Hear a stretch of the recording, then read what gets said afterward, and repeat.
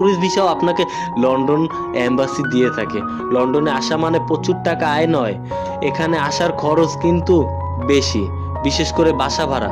সবসময় মনে রাখবেন, কোনো দালালের মাধ্যমে টাকা লেনদেন করবেন না, সরাসরি গভ.ইউকে ওয়েবসাইটে গিয়ে চেক করবেন আগে আপনার লন্ডনের যাত্রা সম্পর্কে। এবার আসি আমি লন্ডনের রাজধানী সম্পর্কে।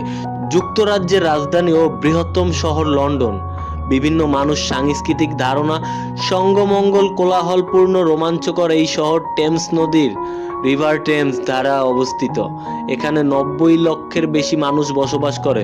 অন্যতম বৈশ্বিক শহর হিসাবে পরিচিত লন্ডন সাংস্কৃতিক, সঙ্গীত, শিক্ষা, রাজনীতি, ব্যবসা বাণিজ্য, আন্তর্জাতিক রাজনীতিক, এখানে লক্ষাধিক ঐতিহ্যবাহী স্থান, কেনাকাটা, জাদুঘর, খাবার দাবার, চিত্রশালা ও কর্মকাণ্ড রয়েছে। আগে লন্ডন বলতে কেবল একদা প্রাচীর দ্বারা আবদ্ধ স্কয়ার মাইলকে বোঝানো হতো। রোমান আমলের মধ্যযুগে এটি একটি শহর ছিল। বর্তমানে ওই অংশটি সিটি অফ লন্ডন বা সংক্ষেপে সিটি নামে পরিচিত। অন্যদিকে শুধু লন্ডন বলতে গেলে বর্তমানে বৃহত্তম মহানগর বোঝায়। বিগত কয়েক শতাব্দী ধরে লন্ডন আশেপাশে অনেক শহর, গ্রাম, বিভিন্ন হোম কাউন্টিং বড় অংশকে আত্মসাৎ করেছিল, যার মধ্যে মিডলসেক্সের পুরো লন্ডনের অন্তর্ভুক্ত হয়ে গিয়েছে। ঘনবসতি লন্ডনে, এমনকি নগরকেন্দ্র, অনেক বিশাল সবুজ উদ্যান ও ময়দানও রয়েছে এই লন্ডনে। কোভেন্ট গার্ডেন, পিয়ানসাং royal, opera house, London transport museum অন্যতম কেনাকাটা ও বিনোদনের এলাকা। এটি লন্ডনের ওয়েস্ট এন্ড থিয়েটার্সের অংশ। কেনিসিংটন গার্ডেনস, কেনসিংটন প্রাসাদ, ন্যাচারাল সিমিংটন museum, Victoria Albert museum, royal Albert সান্স সবই কিন্তু এই লন্ডন দেশটিতেই অবস্থিত।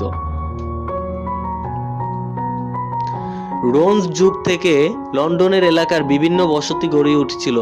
43 খ্রিস্টাব্দে রোমানরা ব্রিটেন জয় করে সেখানে লন্ডিয়নডম নামক একটি শহর গড়ে তুলেছিল, যা আধুনিক লন্ডনের ভিত্তি।